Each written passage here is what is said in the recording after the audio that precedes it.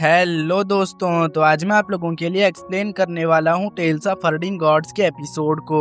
तो जैसा कि लास्ट एपिसोड की एंडिंग में हमने देखा था कि लू वेंशु एल्डर के इशारे पे किन्मू के कमरे में देखने लगा, मगर तभी उसकी आंखों से खून निकलने लगता है और तुरंत ही उसका सर भी कट कर गिर गया। जो देखने के बाद मॉन्क को लगा कि अंदर कोई एक्सपर्ट मौजूद है, इसलिए वो अपने सभी साथियों को पीछे ही रहने को बोलने लगा। अब इस एपिसोड की शुरुआत होती है वहीं से जहाँ पे एंड हुआ था। यहाँ लू वेंशु के साथ जो कुछ भी हुआ उसकी वजह से डर का माहौल था, लेकिन फिर भी मॉन्क अपने सामने एक बैरियर बनाते हुए अंदर की तरफ देखने की गलती कर देता है। मॉन्क को लगा कि बैरियर बनाने की वजह से उसके साथ कुछ भी नहीं होगा, मगर जैसे ही मॉन्क ने अंदर देखना चाहा वैसे ही एक तेज रेड लाइट चमकते हुए न सिर्फ बैरियर को बल्कि उसके सर को भी काट चुका, जिस वजह से मॉन्क का सर रोल होते हुए बाकी लोगों के पास जाने लगा। जो देख के अब बाकी लोगों की सांसें थम चुकी, ये लोग धीरे धीरे पीछे होने लगे, मगर एक बंदा हिम्मत दिखाते हुए एक कदम आगे आ चुका और जैसे ही ये बंदा आगे आया वैसे ही अंदर की तरफ से दोबारा से रेड लाइट रिलीज होने लगी। साथ ही साथ अचानक से काफी सारे शॉर्ट्स अटैक्स भी रिलीज होने लगे, जो इस बंदे के साथ साथ और भी लोगों के सर को धड़ से अलग कर देता है। साथ ही साथ एक अटैक एल्डर के बाजू से भी गुजर गया।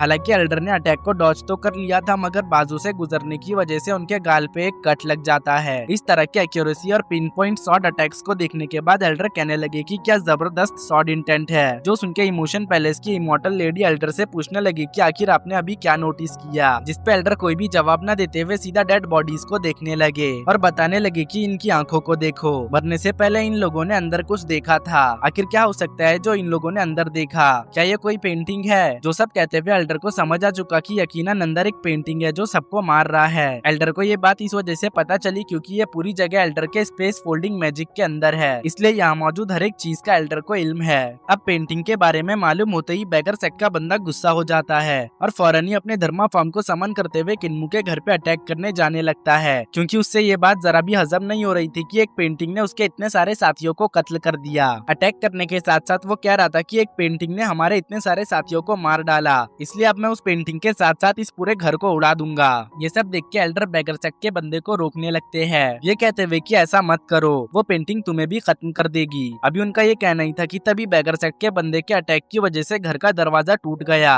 मगर उतने में ये एक स्लैश अटैक आके बैगर सेक के बंदे का भी गेम ओवर कर देता है। ये स्लैश अटैक पीछे खड़ी एक लड़की को भी लगने वाला था, मगर ये लड़की वक्त रहते ही बहुत ही तेजी से बैंड हो जाती है। इस वजह से फिलहाल के लिए तो ये यहाँ पे मरने से बच गई, मगर इसका एक हाथ बहुत ही बुरी तरह से डैमेज हो जाता है, मतलब कि घायल हो जाता है, क्योंकि भले ही अटैक हिट ना हुआ हो मगर पास से गुजरने की वजह से उसका इम्पैक्ट इसके ऊपर जरूर हुआ था। अब और भी काफी सारे अटैक्स इन लोगों के तरफ बड़ी तेजी से बढ़ने लगे, जिन्हें ये लोग फौरन ही एक ताकतवर बैरियर बना के रोकने लगते हैं। साथ ही साथ अब इन सभी लोगों ने अपने धर्मा फॉर्म को भी एक्टिवेट कर लिया था, इस डर की वजह से कि कहीं एक अटैक आके इन्हें हिट हो गया तो ये भी यहाँ पे मारे ना जाए। इधर पेंटिंग के अंदर से खून निकलना अब और भी ज्यादा तेज हो जाता है, इसलिए खून के छींटे ड्रैगन किलिन और वोलिंगर पे भी उड़ने लगे, जिस वजह से ये दोनों यहाँ पे घबराने लगते हैं। हालांकि ये लोग घबरा तो रहे थे मगर अपनी आंखें बिल्कुल भी नहीं खोलते। उतने में ही पेंटिंग के अंदर से धीरे धीरे करके शॉर्ट गॉड सू मुझे मतलब की विलेज चीफ का यंग फॉर्म निकलने लगा। यहाँ विलेज चीफ के पास उनका डिवाइन शॉर्ट भी था। विलेज चीफ पेंटिंग से निकलने के बाद बाहर की ओर जाने लगे। इन सब चीजों को किन्मू भी महसूस कर पा रहा था, मगर वो अपनी आंखों को जरा भी नहीं खोलता, क्योंकि वो इसका अंजाम बहुत ही अच्छी तरह से जानता था। विलेज चीफ जैसे जैसे आगे बढ़ रहे थे वैसे वैसे उनके पीछे खून की लहरें भी चल रही थी। अब विलेज चीफ घर से बाहर आ चुके, जहाँ जैसे ही एल्डर और बाकियों ने विलेज चीफ को देखा वैसे ही उनके पसीने छूट गए। ये लोग विलेज चीफ को देखते साथ ही समझ चुके थे कि अब इनकी खैर नहीं। ये लोग चाहकर भी विलेज चीफ के लेवल का अंदाजा नहीं लगा पा रहे थे। अब हम विलेज चीफ को देखते हैं जिनके चारों तरफ मोमबत्तियां जल रही थी, मगर उतने में ही विलेज चीफ ने अपनी आंखों को खोलते हुए अपने शॉर्ट से एक अटैक कर दिया, जिस वजह से इन मोमबत्तियों के साथ साथ काफी सारे लोगों की जिंदगी की बत्ती भी बुझ गई। मतलब बस एक अटैक से ही बहुत से लोगों का शरीर कट चुका। यहाँ कुछ लोग अभी भी जिंदा थे, जिन्हें माइटी शॉर्ट गॉड अपने शॉर्ट से खुद जाकर खत्म करने लगे। ये सभी लोग खुद को बचाने के लिए भाग भी नहीं पाते, क्योंकि अटैक एकदम से हो रहा था। ऐसा लग रहा था जैसे विलेज चीफ के लिए वक्त स्लो हो गया है और बाकियों के लिए वक्त तेज। हालांकि ऐसा नहीं था, असल में विलेज चीफ की स्पीड ही इन कल्टीवेटर से ज्यादा थी। अब इतने सारे लोगों को बस कुछ ही पल में खत्म करता हुआ देख एल्डर तो काफी ज्यादा हैरान हो चुके। वो विलेज चीफ के पेंटिंग को देखते हुए हैरानी से कहने लगे ये तो। इतना कहने के बाद एल्डर रुक जाते हैं, क्योंकि उसी वक्त विलेज चीफ इविल्स की तरह मुस्कुराने लगते हैं। इस सीन को देखकर ऐसा लग रहा था कि जैसे एल्डर ने शॉर्ट गॉड सू मूजे को पहचान लिया है, मगर पहचानने के बावजूद भी एल्डर यहाँ गलती कर बैठते हैं। वो शॉर्ट गॉड के ऊपर अपने मल्टीपल मामूली से शॉर्ट से हमला कर देते हैं, लेकिन इसका विलेज चीफ पे कोई भी असर असर नहीं होता। उल्टा विलेज चीफ के ऑरा से टकराते साथ ही ये सभी शॉट टूटकर बिखर जाते हैं और अब विलेज चीफ बहुत ही तेजी से एल्डर के ऊपर अटैक करते हुए एल्डर का गेम भी ओवर कर देते हैं। मतलब एल्डर भी अब विलेज चीफ के शॉट का शिकार बन चुके हैं। एल्डर को मारने के बाद भी विलेज चीफ शांत नहीं होते। वो यहाँ पे अपने शॉट डायग्राम टेक्निक के जलवे बिखेरने लगते हैं, जिसके बाद वो बड़े ही कूल अंदाज में जाके एक पेड़ पे बैठ चुके। अब विलेज चीफ के इस फॉर्म से धीरे धीरे स्याही निकलने लगी, इसलिए विलेज चीफ तुरंत ही पेंटिंग के पास आ चुके। जहां उन्होंने जैसे ही पेंटिंग को छुआ वैसे ही वो स्याही बन के वैनिश हो गए। दोस्तों मैं आपको बता दूं, विलेज चीफ का ये फॉर्म बस एक शॉर्ट इंटेंट था, जिसे ग्रैंडपा डीफ ने ड्रॉ करके पेपर में उतार दिया। मतलब देखा जाए तो ये विलेज चीफ की शॉर्ट इंटेंट का ओरिजिनल वर्जन नहीं था, ये बस एक कॉपी था जिसे ग्रैंडपा डीफ ने पास्ट में ड्रॉ किया था। तब के वक्त ग्रैंडपा डीफ की पेंटिंग स्किल्स भी उतनी कमाल की नहीं थी, मगर फिर भी बस एक शॉर्ट इंटेंट के पेंटिंग ने इतने सारे सेलेस्टियल रियलम और लाइफ एंड डेथ रियलम के कल्टीवेटर को खत्म कर दिया। सोचो अगर इस पेंटिंग को आज के टाइम पे ग्रैंडपा डीफ ड्रॉ करते और विलेज चीफ इसमें अपना ओरिजिनल इंटेंट डालते तो फिर क्या होता। सच कहूँ तो ये मंजर और भी ज्यादा खतरनाक बन जाता। खैर अगर आपको विलेज चीफ और इंपीरियल एडवाइजर के दरमियान एक कंपैरिजन वीडियो देखना है तो डिस्क्रिप्शन में दिए हुए लिंक को जाके चेकआउट कर सकते हो। मगर पहले इस वीडियो को कंप्लीट देखने के बाद इधर इन सब चीजों के चक्कर में सुबह भी हो चुकी थी, इसलिए किन्मू ने अपनी आंखों को खोल लिया क्योंकि अब उसे कोई भी आवाज नहीं आ रही है। आंखों को खोलते साथ ही किन्मू बड़ी ही सावधानी के साथ पेंटिंग को देखने लगा, जिसके बाद जब उसे कंफर्म हो गया कि सब कुछ नॉर्मल हो चुका है तो उसने अपने साथियों को भी आंखें खोल लेने को कहा। वो लिंगर आंखों को खोलते साथ ही पेंटिंग को देखने लगी, मगर उसे पेंटिंग में कुछ नहीं दिखता, इसलिए वो कहने लगी पेंटिंग में तो कुछ भी नहीं, ये तो पूरा खाली है, तो भला हम डर क्यों रहे थे। दूसरी तरफ किन्मू ने डीमन किंग को भी फ्री कर दिया था, जिसके बाद ये सभी घर से बाहर आ गए। घर से बाहर आने के बाद इन लोगों ने देखा कि हर तरफ बस खून ही खून है, चारों तरफ कल्टीवेटर्स की लाशें बिछी हुई है। जो सब देख के ड्रैगन किलियन कहने लगा कि क्या सच में एक पेंटिंग ने इन सभी को मार डाला। भला एक पेंटिंग इतने सारे लोगों को कैसे मार सकती है। पेंटिंग ने तो इन लोगों को मारने के साथ साथ स्पेस फोल्डिंग मैजिक को भी खत्म कर दिया, जिसपे किन्मू कहने लगा कि ग्रैंडपा डीफ बहुत खतरनाक आदमी है। वो भले ही अजीब दिखते हैं मगर उनकी पेंटिंग स्किल्स का कोई भी जवाब नहीं। वो जो कुछ भी ड्रॉ करते हैं वो जिंदा हो जाता है। उन्होंने विलेज चीफ को पेंटिंग में ड्रॉ किया था, इसलिए भला कोई कैसे इस पेंटिंग के सामने टिक सकता है। किन्मू के ग्रैंडपास की तारीफ डीमन किंग को हजम नहीं होती, इसलिए वो कहने लगा भला इसमें क्या बड़ी बात है, मैं किसी भी पेंटिंग वगैरह से नहीं डरता। अगर मैं अपनी रियल बॉडी में होता तो इन सभी लोगों को पल भर में ही खत्म कर चुका होता। तुम अभी मेरी ताकत को नहीं जानते, इसलिए मेरे सामने इस तरह की बात कर रहे हो। मेरे सामने ना कोई पेंटिंग टिक सकता है ना कोई कल्टीवेटर। मैं किसी भी पर्सन या पेंटिंग को खत्म कर सकता हूँ, बस शर्त इतनी है कि मेरे पास मेरी ट्रू फॉर्म होनी चाहिए। जो सब कहते हुए डीमन किंग डूटियन चालाकी से किन्मू को अपने झांसे में फंसाने की कोशिश करने लगा। वो कहने लगा कि क्यों ना तुम मुझे आजाद कर दो, आजाद होने के बाद मैं अपने डूटियन साम्राज्य वापस चला जाऊंगा, जिसके बाद मैं कभी भी इस दुनिया में कदम नहीं रखूंगा। जो सुनकर किन्मू कहने लगा कि ज्यादा होशियार मत बनो, मैं तुम्हारे कैरेक्टर को अच्छी तरह से जानता हूँ, तुम एक नंबर के चालबाज हो।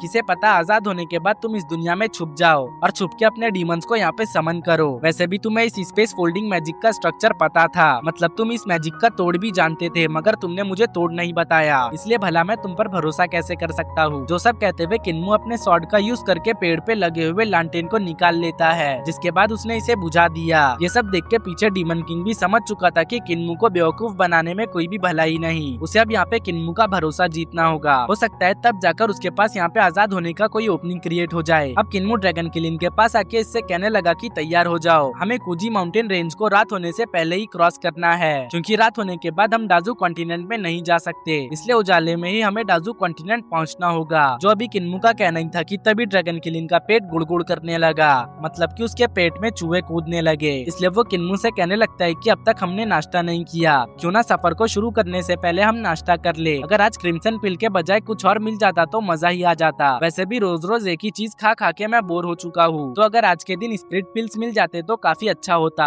जो सुन के हुओलिंगर अपना सर पकड़ लेती है। अगले सीन में किन्मू ड्रैगन किलियन को स्प्रिट पिल ना देकर क्रिम्सन पिल दे चुका, वो भी बस पाव भर। जो दिख के ड्रैगन किलियन कहने लगा कि ये तो क्रिम्सन पिल है, अगर स्प्रिट पिल ना भी सही तो कम से कम क्रिम्सन पिल अच्छे क्वांटिटी में तो दो, इतने से में मेरा क्या होगा, इतना तो मेरे दांतों में भी नहीं फंसेगा। जो सुन के किन्मू कहने लगता है कि तुम दिन ब दिन मोटे होते जा रहे हो, इसलिए तुम्हें कम खाना होगा। अगर तुमने अपने डाइट पे ध्यान नहीं दिया तो तुम भाग नहीं पाओगे। जिसपे ड्रैगन किलियन कहने लगा अगर मैं ज्यादा खाऊंगा तो भले ही भाग ना पाऊँ, लेकिन अगर मैंने कम खाया तो मैं चल भी नहीं पाऊंगा। वैसे भी खाना मेरी ग्रोथ के लिए इम्पोर्टेंट है। जिसपे किन्मू गुस्सा करते हुए कहने लगता है तुम सिर्फ अपने वजन में ग्रोथ कर रहे हो, बाकी जगह पे तो तुम्हारी गाड़ी अटक चुकी है। जो सुनकर ड्रैगन किलिन कहने लगता है मेरी फिजिक ही ऐसी है कि मैं अगर पानी भी पी लूं तो मोटा हो जाता हूँ। जिसपे हुवलिंगर कहने लगी अगर ऐसी बात है तो फिर अब से तुम्हें पानी ही पीकर रहना चाहिए। जो सुनकर ड्रैगन किलिन फौरन ही पिल्स को खाना शुरू कर चुका। ड्रैगन किलिन की इस हरकत को देख के हुवलिंगर मुस्कुराने लगी। तभी ड्रैगन किलिन कहने लगा कि अगर मुझे हर रोज इतना ही खाना मिला तो मेरी हड्डियां बाहर आ जाएंगी, मैं सूख कर कांटा बन जाऊंगा।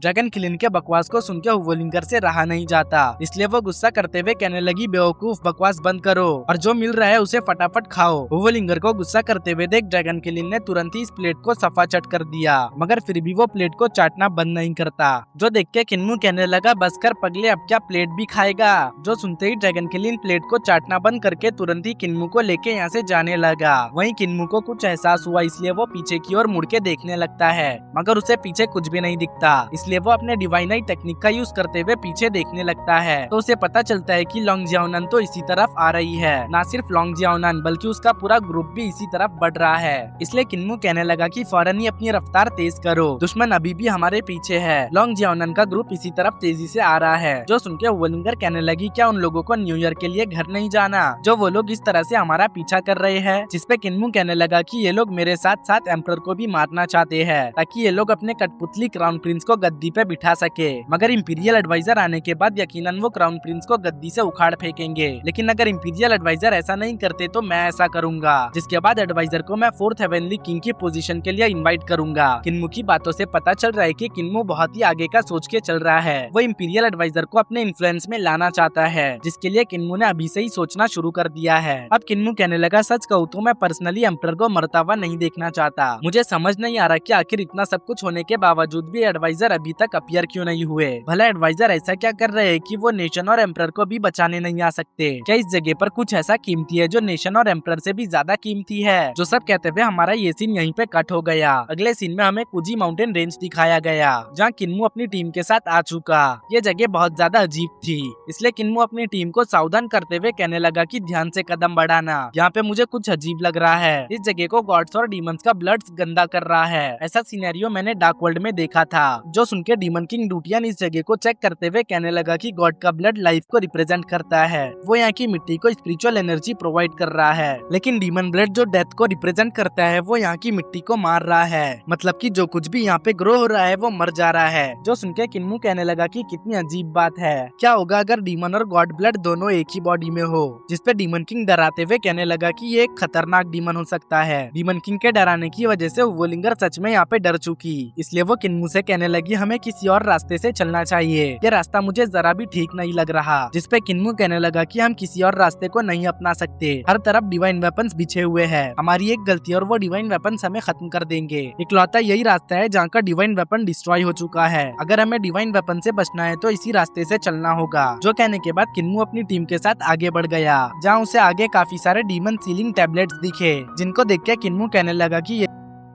सभी टैबलेट्स तो मेरे डीमन कल्ट के हैं, इससे हम लोग इविल डीमंस को सप्रेस करते हैं। इस रास्ते को डीमन कल्ट के डिसाइपल्स गुड्स के ट्रांसपोर्टेशन के लिए यूज किया करते थे। शायद उस वक्त यहाँ पे उनका मुकाबला किसी खतरनाक डीमन ग्रुप से हुआ होगा, जिन्हें सील करने के लिए उन लोगों ने डीमन सप्रेसिंग टैबलेट्स का यूज किया। जो सब कहते हुए किन्मू जैसे ही थोड़ा आगे जाता है वैसे ही उसे पीछे कुछ एहसास होता है, मगर पीछे मुड़ के देखने पे उसे वहाँ पे कोई भी नहीं दिखा, इसलिए वो आगे जाने लगता है। मगर फिर भी पीछे कुछ अजीब एक्टिविटीज हो ही रही थी, जिसपे किन्मू जरा भी ध्यान न देते हुए आगे बढ़ते रहता है। आगे जाने पे जो नजारा दिखा उसे देख के हुवलिंगर डरते हुए कहने लगी क्या यहाँ पे पूरे डीमन किंगडम को सील किया गया है, क्योंकि इस जगह पे तो अनगिनत स्टोन टैबलेट्स है। किन्मू भी इस नजारे को देख के हैरान था, कहीं ना कहीं वो भी हुवलिंगर की ही तरह सोच रहा था। मगर उतने में ही किन्मू को किसी लड़की के चिल्लाने की आवाज आने लगी। वो यहाँ पे चिल्लाते हुए किन्मू से हेल्प मांग रही थी। जो सुनते ही किन्मू की नजर तुरंत ही पानी के सेंटर में गई, जहाँ एक लड़की पानी में डूबते जा रही थी और वो किन्मू से हेल्प मांग रही थी। ये लड़की दिखने में काफी ज्यादा अजीब थी, जिस बात को किन्मू भी नोटिस कर लेता है, इसलिए वो फौरन ही जाकर इसकी मदद नहीं करता। तभी ड्रैगन किलिन कहने लगा कि भला एक लड़की इस जगह पे क्यों नहा रही होगी, जिसपे वोलिंगर कहती है बेवकूफ तुम्हें तो बस यहाँ पे यही सब दिखता है, वो नहा नहीं रही, जरा गौर से देखो वो डूब रही है। अभी उसका ये कहना ही था कि तभी काफी सारे वुडन रूट्स इस लड़की को जकड़ने लगे, जिस वजह से ये लड़की यहाँ पे और भी पैनिक करने लगी और किन्मू से हेल्प मांगते हुए कहने लगी कि प्लीज मुझे बचा लो, एक डीमन मुझे खींच रहा है, वो मुझे मार डालेगा।